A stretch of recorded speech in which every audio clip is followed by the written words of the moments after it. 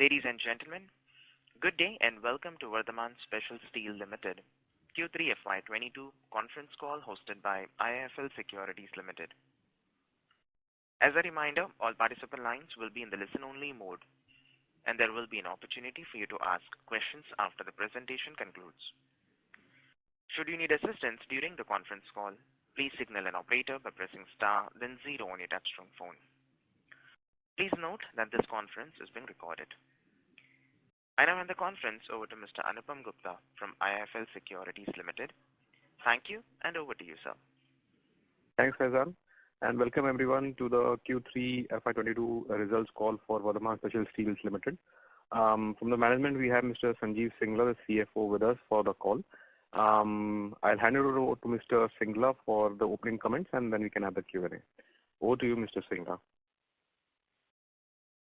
Thank you, Anupam. Good afternoon, everyone, and thank you for joining earnings call for the quarter 3 and 9 months period ended 31st December 2021. Mr. Satijan is not able to join the call because at the last moment he was not feeling well and he has apologized for that. With me is Sonam Taneja, our company secretary, and our Bridge IR investor team. So I must say, though the profitability in the quarter 3 is comparatively lower than quarter 2 as well as corresponding quarter of the last year, but still, considering the overall market scenario in the passenger cars as well as the two-wheeler industry, I must compliment to my team that we have done wonderful. During this quarter, we have been able to achieve close to 45,000 tons of sales, slightly lower than the corresponding quarter of last year, but again higher than quarter 2 numbers. Total revenue is on higher side, 359 crores as against 287 crores of the corresponding quarter, mainly because of the higher realizations.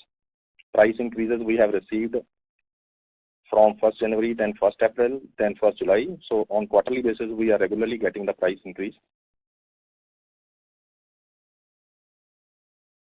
So finally, we ended up with this quarter at 19.47 crores of PAT as against 21.67 crores in the quarter 3 corresponding last year.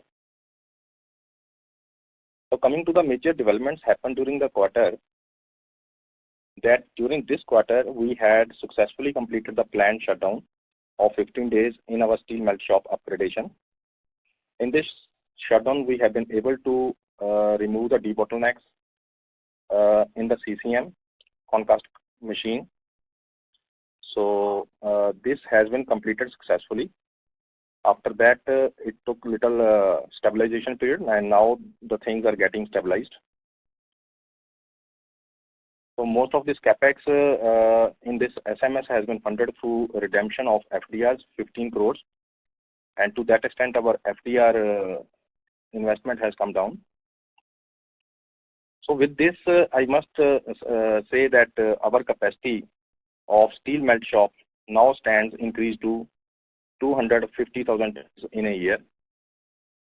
Corresponding to this, we have already undertaken the expansion plan for our rolling mill to match the production capacities, and for that necessary capital orders have been placed, and hopefully we will be taking a shutdown for our rolling mill in the month of November and December 2022. So here I must say that during this shutdown of steel melt shop, good support from Aichi Steel Corporation, their senior team, their operating team, all were there posted at the VSSL. And apart from that, they have also sent one person, Mr. Sky-san, who is expert in CCM. So the entire project work of the CCM upgradation was under the supervision of Aichi's team, and our team has learned so many things from the Aichi way of working, which we are talking always. So practically, our team has learned many things from Aichi way of working during this practical implementation of project execution. overall industry scenario is still low. Festive season haven't went well. During quarter three, if I will say that quarter three, more than 20%, there is a more than 20% decline in two-wheeler industry demand, and more than 12% is a decline in the passenger vehicles. So one is the demand factor, and another is because of the chip shortage also. We had already built up the inventory for this shutdown, and most of the inventory has been eaten up, but still some more inventory reduction will happen in the quarter four. So in quarter three, considering the inventory built up, we were operating almost at the full capacity, but in quarter four, we will have to take maybe 15 to 20% of capacity shutdown because of the lower orders. Still, we are expecting that with the ease of this chip shortage and going forward because of this Omicron variant specification, then we are expecting that now the sales momentum will again pick up.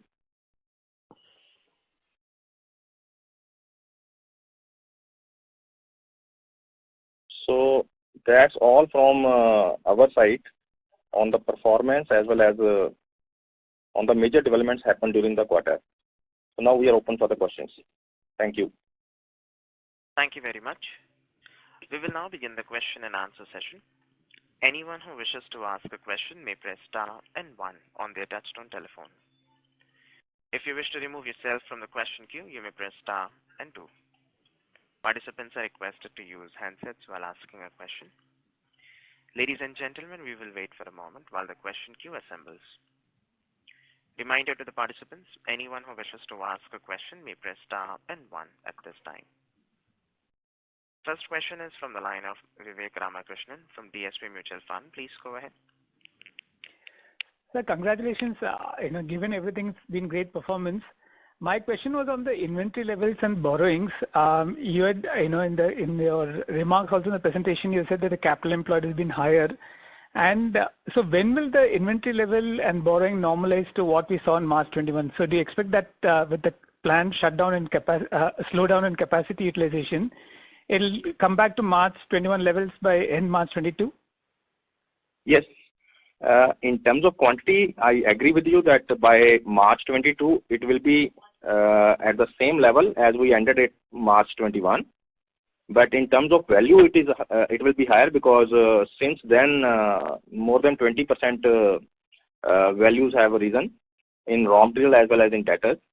So to that extent, it will be higher. Otherwise, in quantity term, it will be almost at the same level as we ended in the last year. Excellent, sir. And just one more follow-up question on IG and great to see the progress. Did you, in terms of the export plans and so on, what you guided in the beginning of the year that it's like a 2-year time frame still holds, right? That nothing gets accelerated significantly, correct? Yes, that's the process is already on, and our samples are going to the Southeast Asia companies. They are subsidiary companies in the Southeast Asia.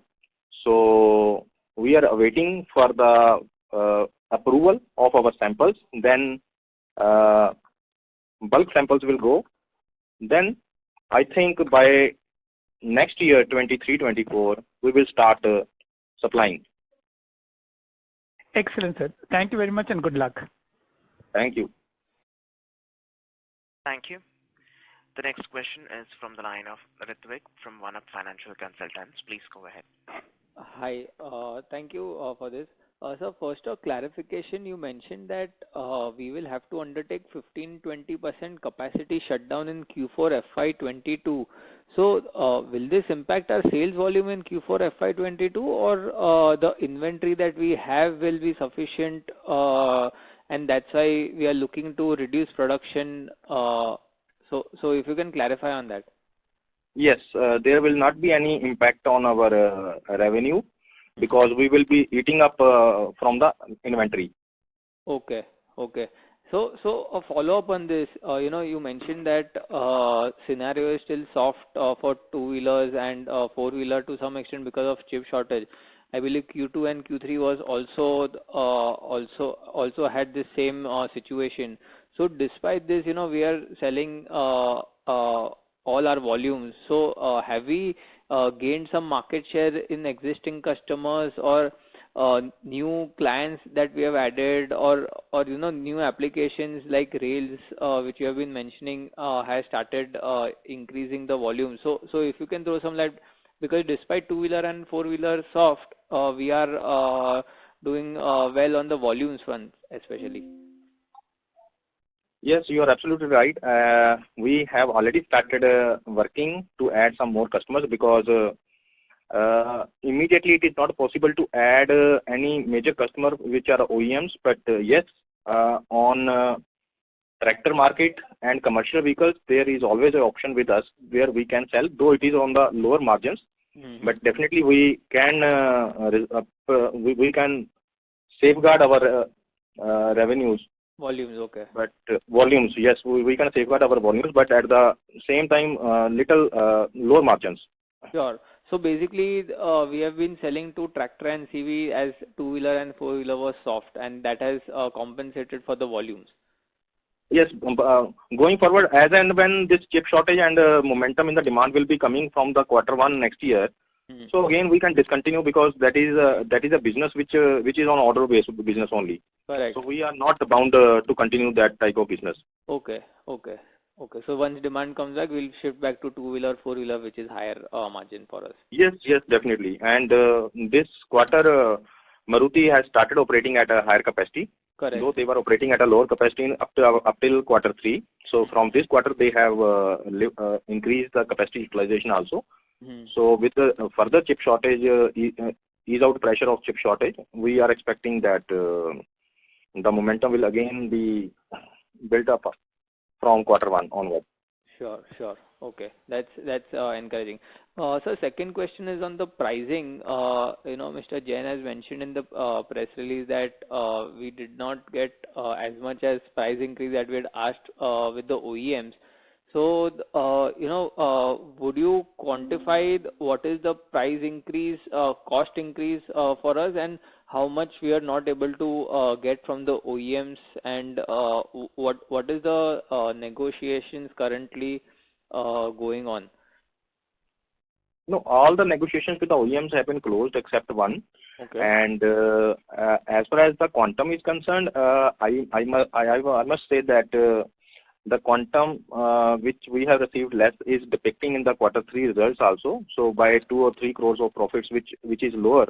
So that is because of the lower price increase received from the OEMs. Okay. And so not a major setback. Yeah, not a major setback. Sure. And so for current quarter versus the last quarter, current spot prices versus the last quarter's average, do we need to take any more further price increase, or we are good currently at current levels? Like, have the cost gone up after December? Yes, after December, the raw material prices have started increasing.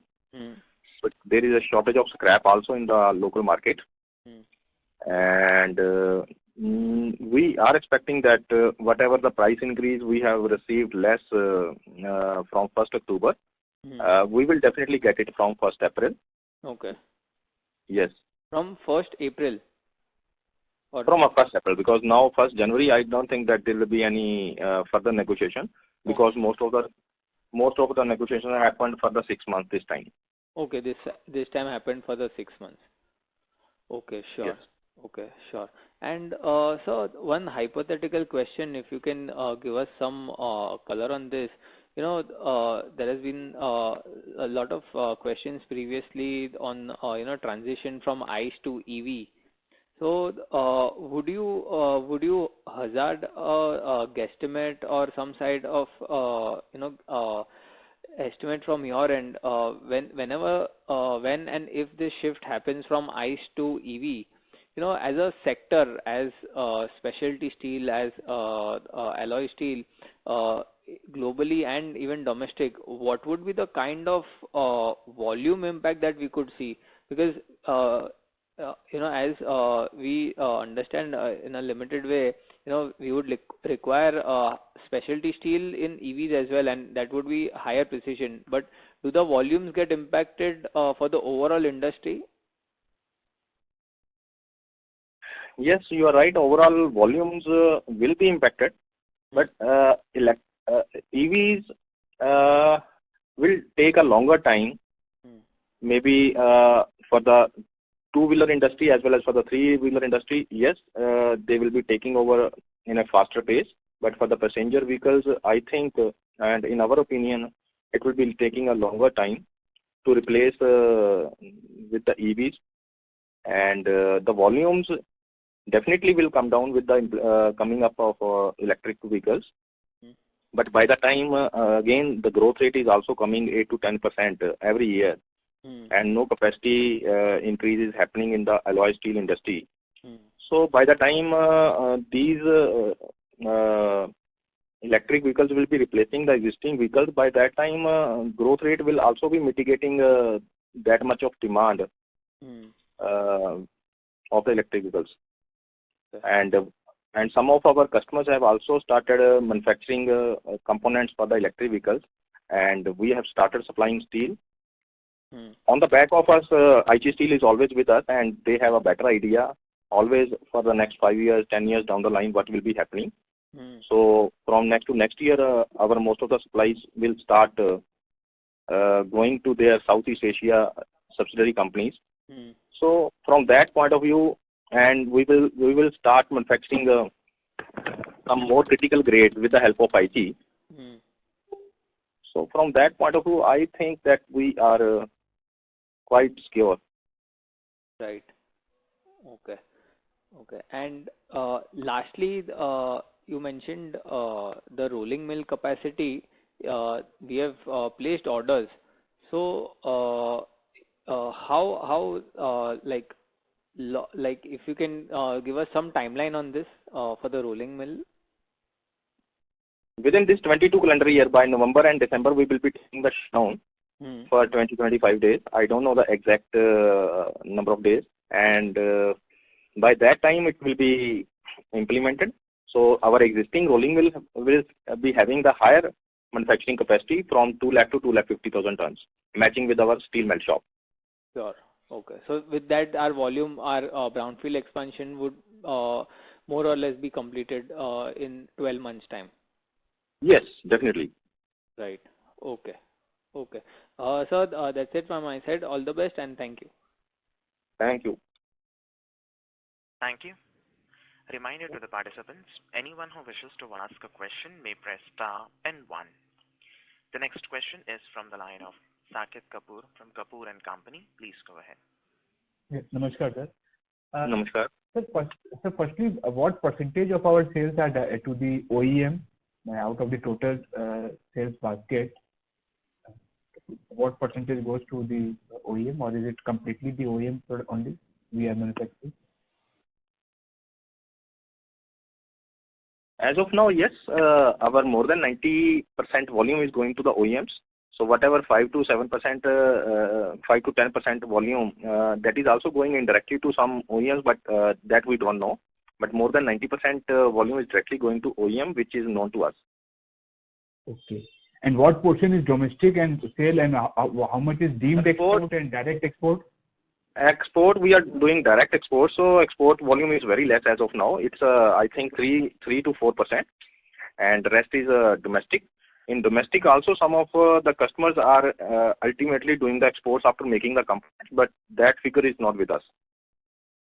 Okay. And sir, if you further divide between the automobiles, the 4-wheeler, 2-wheeler, and the tractors, if we take the percentage of volume of steel sold, which will be garnering the higher percentage if in that top pecking order? It's a passenger vehicles, about I will say 40%, and 35% is to the going to the 2-wheelers. Rest is to the various maybe commercial vehicles, tractors, off-highway vehicles, some engineering applications, and so on. And sir, we have also mentioned in our presentation about this casting part. So we are doing casting for tractors. That is to be understood.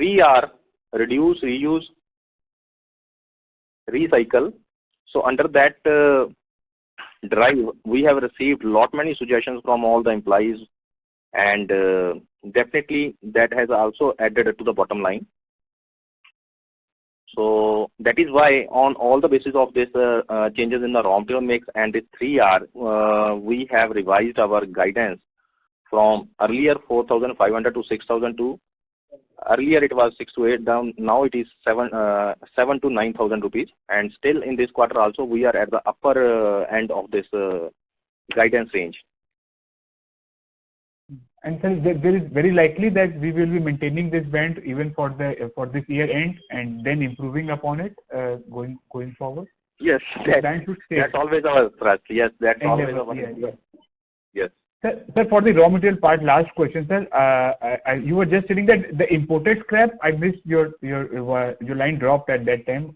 You were earlier dependent on. Yes, we have reduced dependence on imported scrap, and increased our dependence on the local scrap, which is easily available also, and we have not to have more of a hedging. So it's easily available and at a lower price than what is the shredded scrap. In case we would have been using a shredded scrap as earlier charge mix we were using, so we would have been losing more than 1,500 rupees a ton nowadays. Right, sir. And sir, our dependence on pig iron purchase, spot pig iron purchases, is to what extent, and any update on the PLI schemes or on the special steel that has been announced by the government? How are our companies going to benefit out of the same, and any collaboration with IC going forward on that front, sir? First part on pig iron also we have reduced our dependence and replaced with that much of dependence also with the local scrap mix. On the second part of PLI scheme, still we are evaluating and in discussion with the Macon Limited, who is the appointed agency by the government of steel. So still we have not finalized that we will be going ahead with this PLI scheme, but still we are evaluating.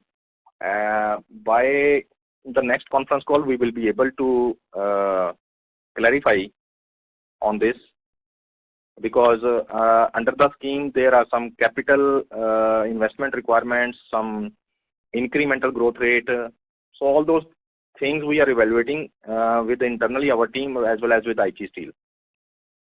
Right, sir. Because sir, in your presentation you have articulated what are we expecting going forward with IT Steel, especially phase 1, phase 2, the advantages and all.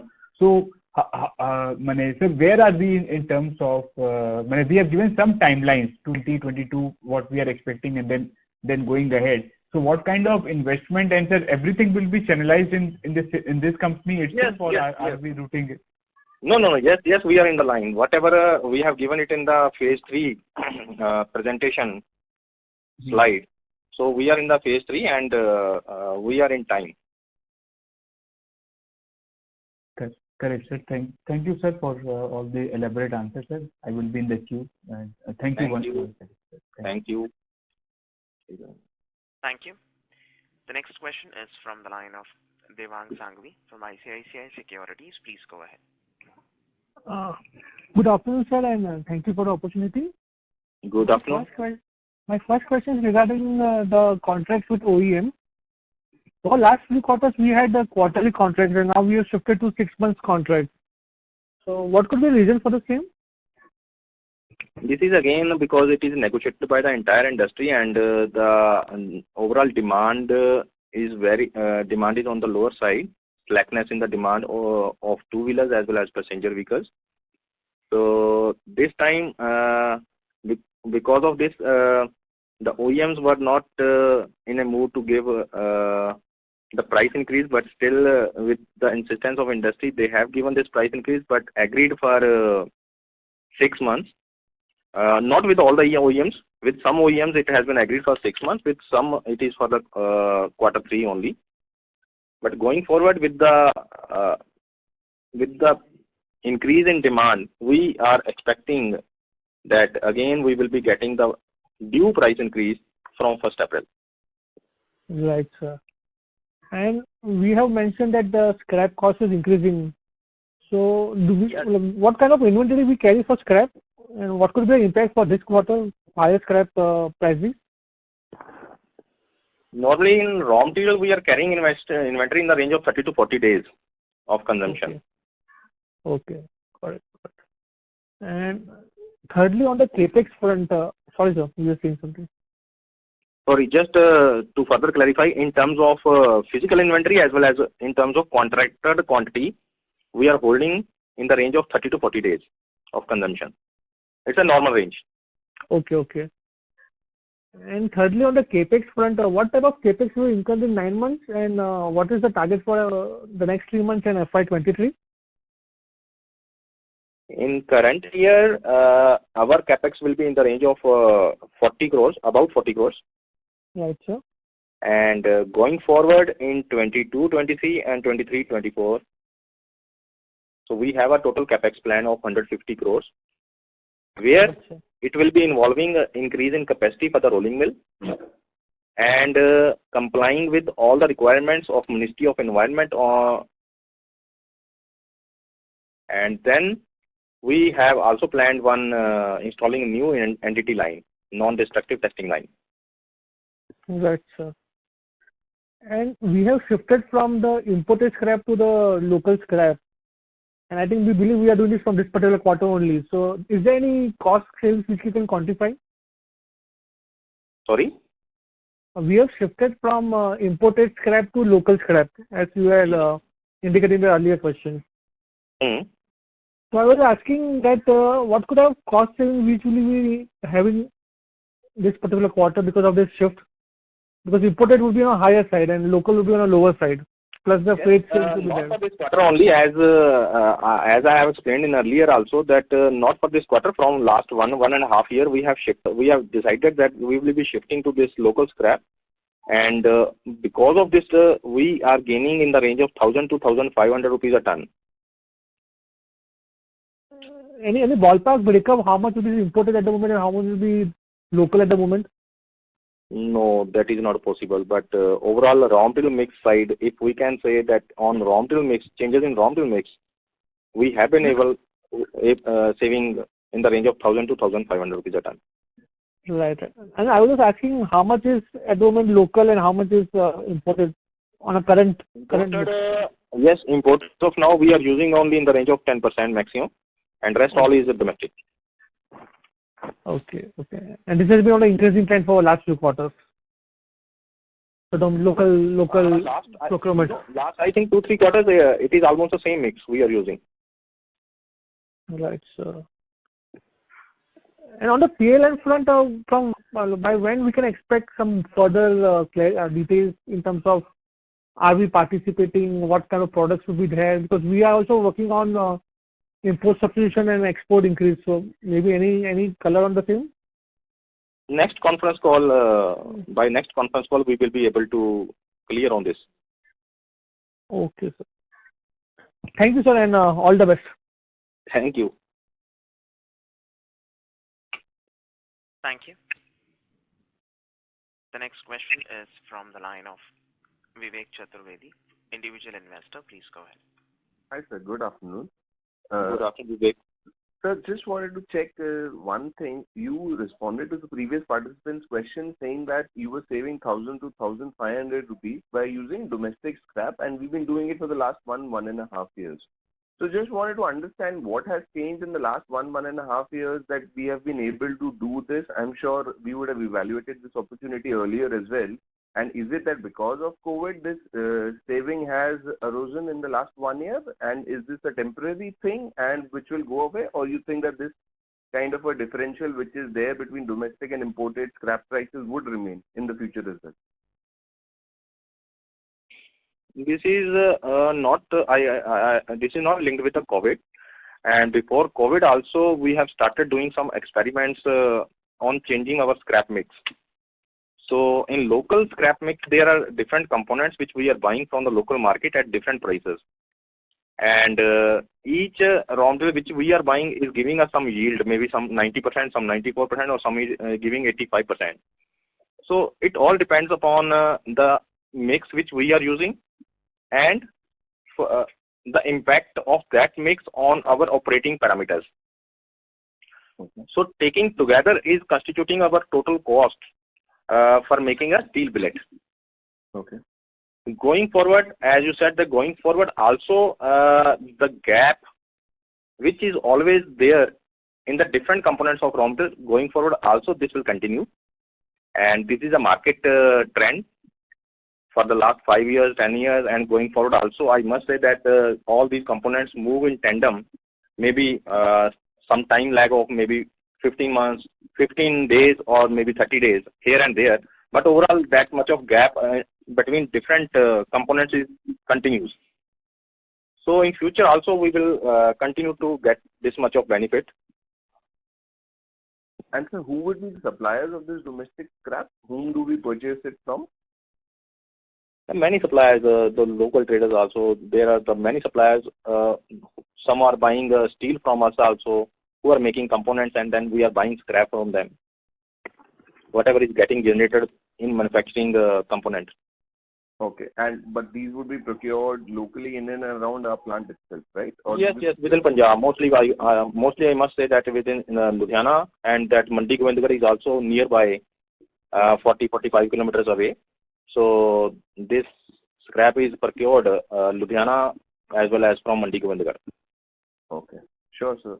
And the second question was with to the composition of our customers, sir. So a major portion, I'm assuming, is the automotive sector, whether it is two-wheelers, four-wheelers, tractors.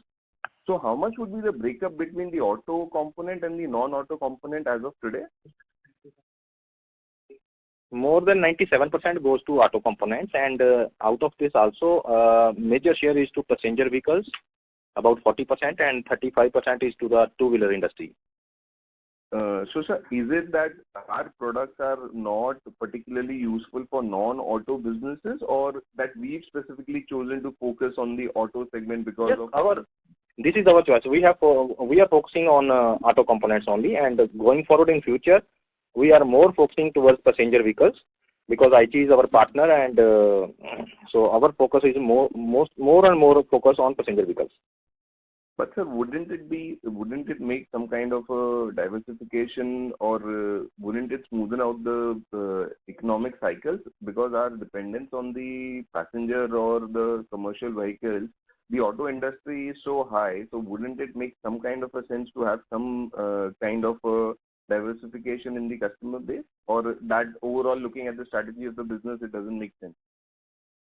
From that angle, we have a diversification also, because we have also started supplying to some retail requirements, and going forward in next 2 years, 3 years down the line, our exports will start increasing, and we are targeting more than 20-25% of our turnover in terms of exports.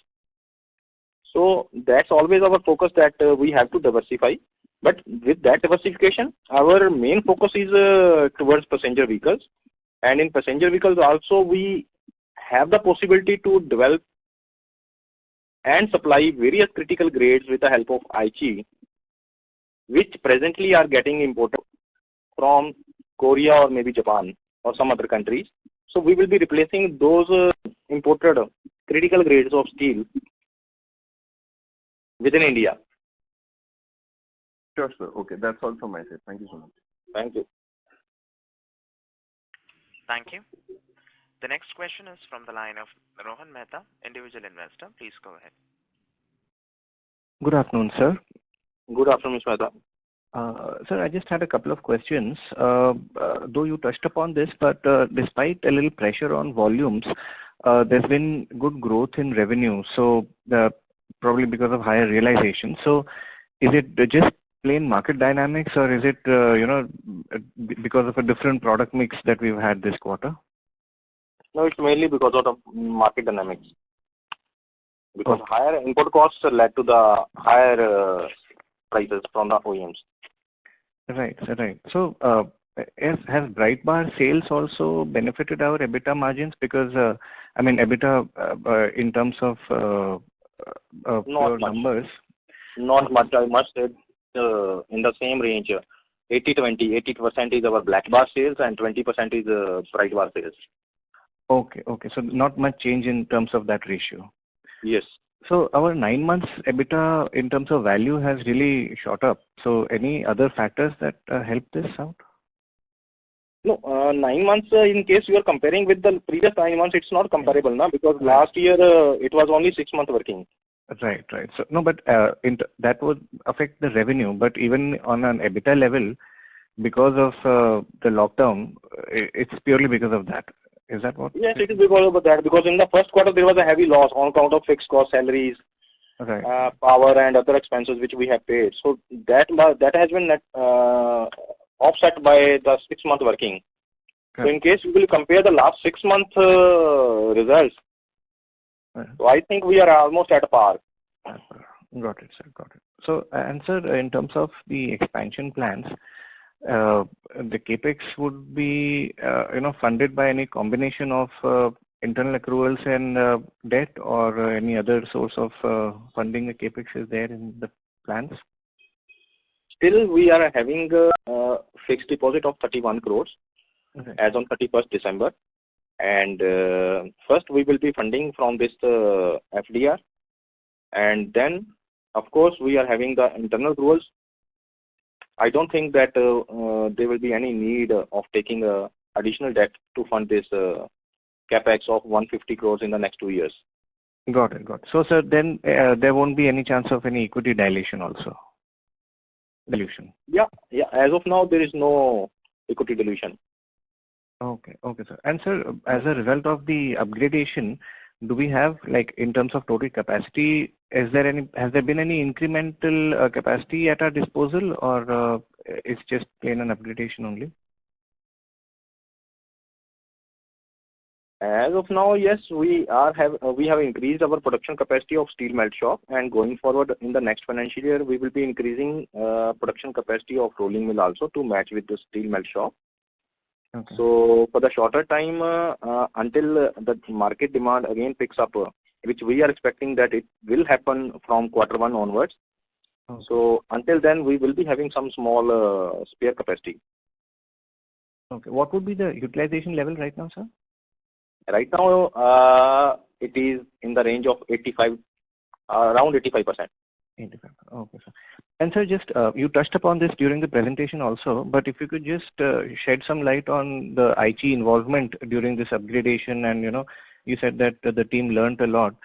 So is there any difference in terms of their processes and hours, and what kind of intangible learnings have come in? I was just curious about that.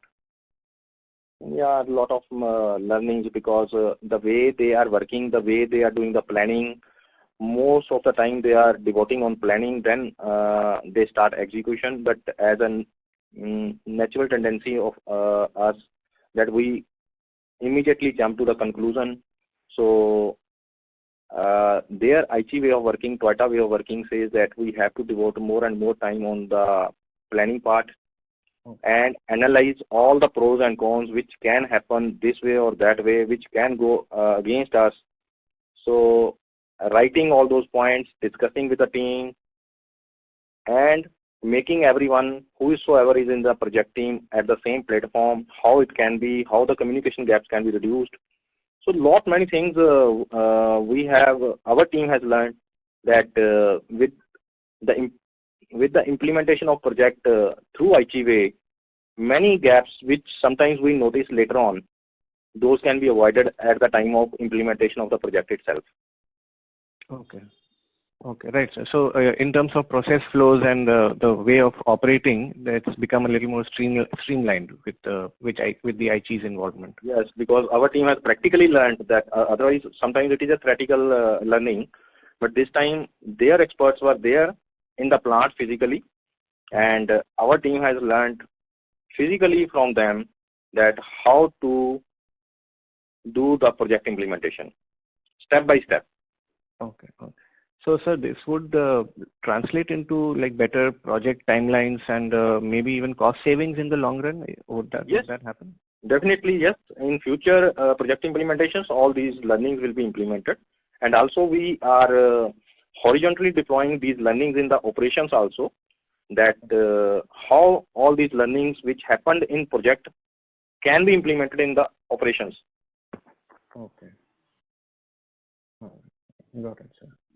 And sir, just a couple of other questions on the financials. Our power and fuel expenses also as a percentage reduced slightly. So is it just is it due to the upgradation or? Yeah, it's mainly because of the 15-day shutdown of steel melt shop. There was no consumption of power in the steel melt shop.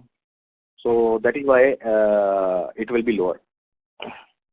Got it, sir. It's likely to be similar. I mean, will it be back to the normal levels in the next quarter because of the shutdown, the inventory was already there, like you said. So sales continued, but the power and fuel expenses were less. To some extent, it will continue in quarter 4 also, because in quarter 4 we will be eating up some more inventory, and to that extent we will be having maybe a smaller shutdown of 5 to 7 days additional as what was planned earlier. So to that extent, some lower fuel power and fuel consumption you can observe in quarter 4 also. But going forward from quarter 1, it will be at the same at the normal level.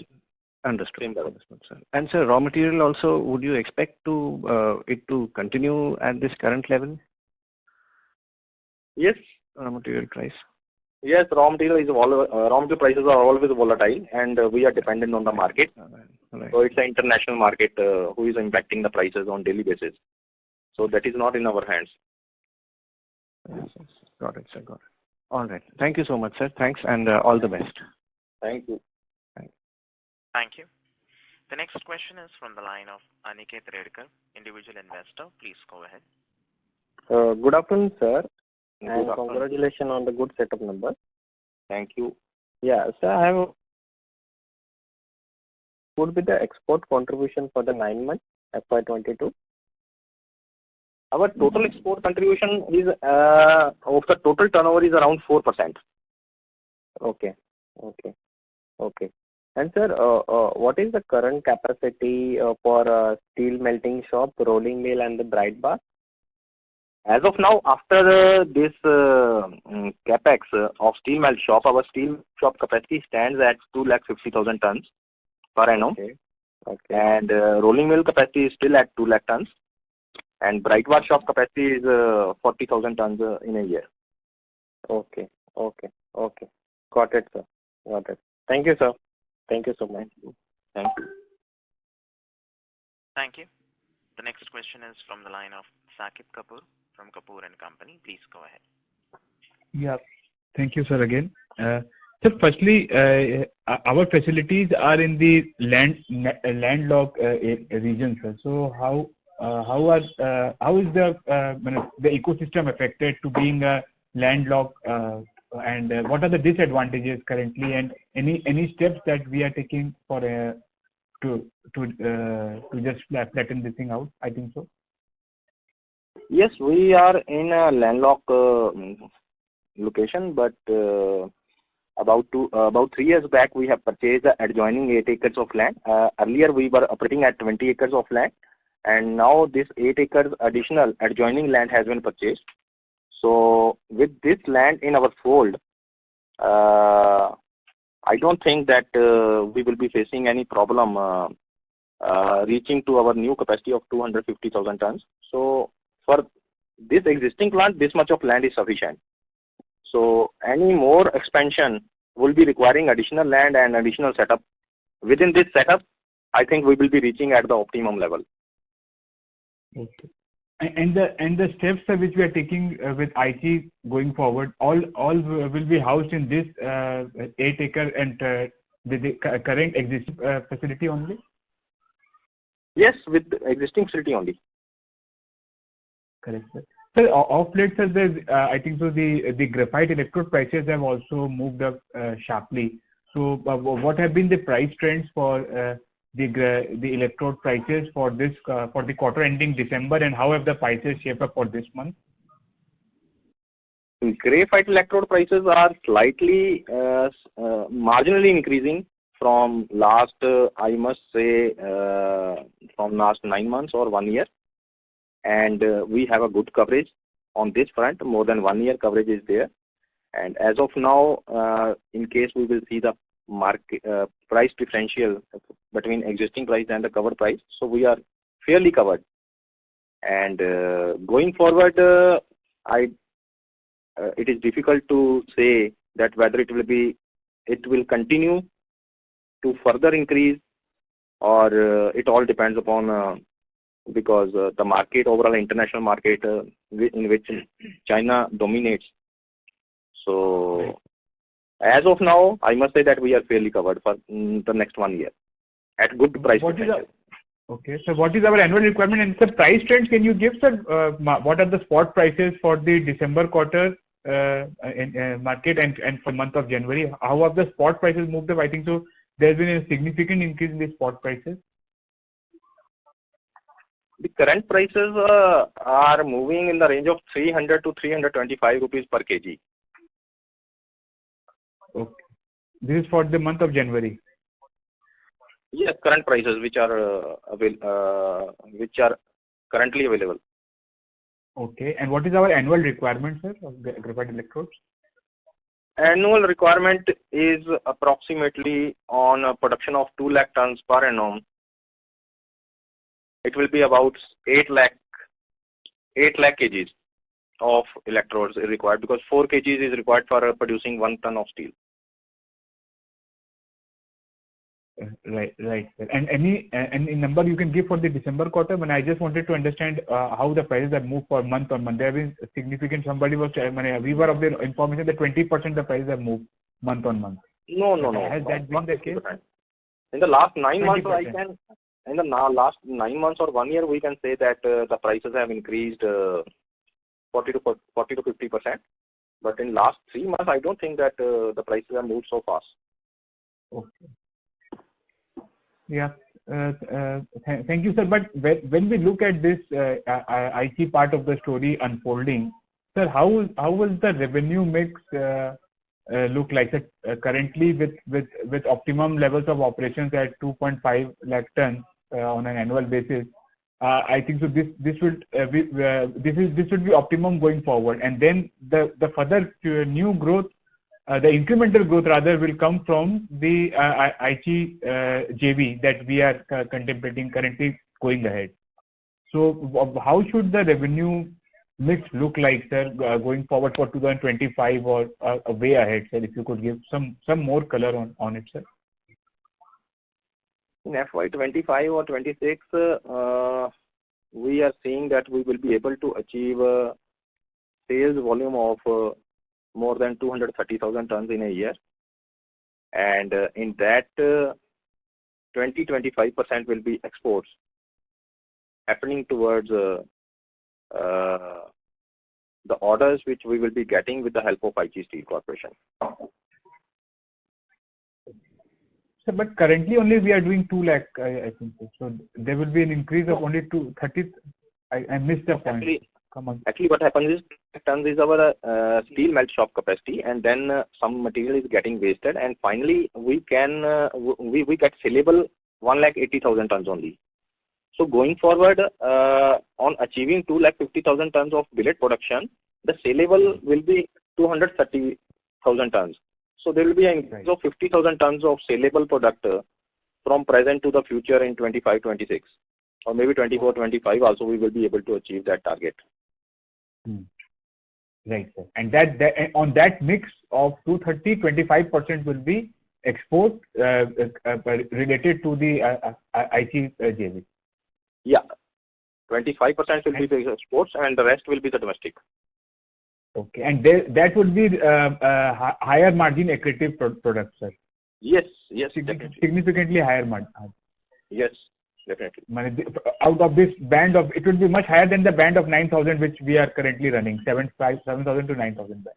Definitely, because in earlier conference call also Mr. Jain has confirmed that in next year, once we will start receiving some bulk orders, so we will revise our guidance, which is presently 7,000 to 9,000, but in future we will definitely raise this guidance in next year. And sir, what are the key reasons, sir, for the slackening of this demand? Is it only the monsoon factors? As you have told that November month, we have seen, sir, that November month particularly for all industries, November onwards, for whether it is cement or whether it is automobile, there have been a slackening of demand. The utilization levels have dropped significantly, and then again an uptick was seen for the month of December.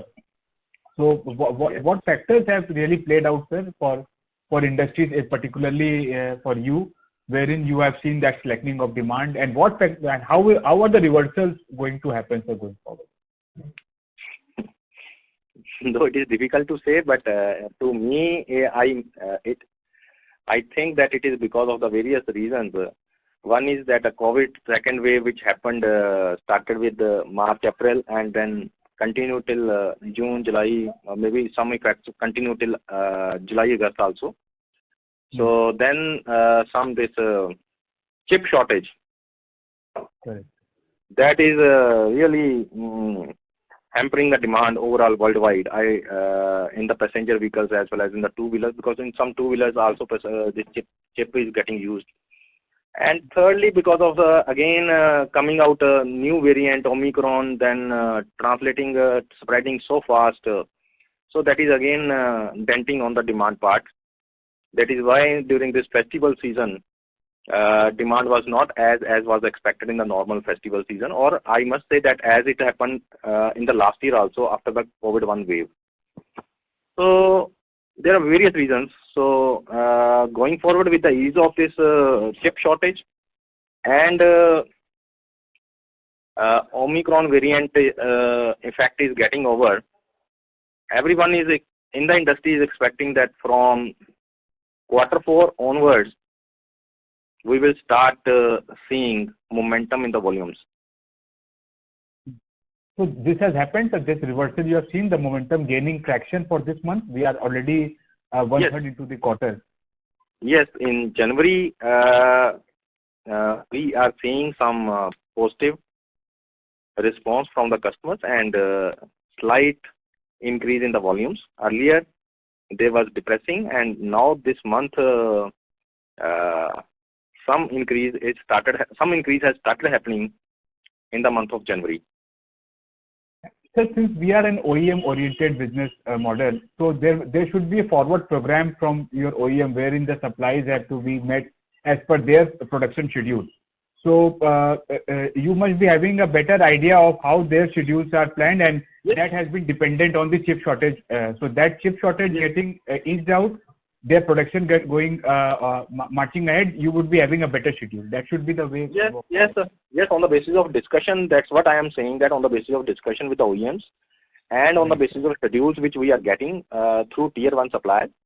So definitely there is a positivity, and overall volumes have also started increasing from January, though it is marginally, but this is a signal that volumes have started improving from January onwards. We are expecting much more increase in the volumes and reach to the prior level of second COVID wave. Right. And so the seasonality factors also played out, sir, for our industry. Yes, for the fourth. Yes, in our industry, seasonality in fact is there. Always there is a more demand and a smaller demand in the Q4 during Christmas time. Most of the companies are taking the shutdowns. So during the second quarter, the demand is always on the high side because everyone is building up the inventory for the festival season. Okay. And how are seasonally the January to March quarter, sir?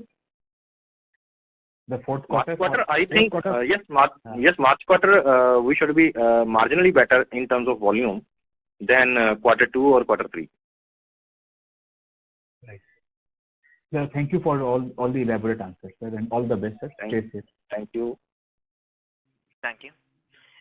As there are no further questions from the participants, I now hand the conference over to the management for closing comments.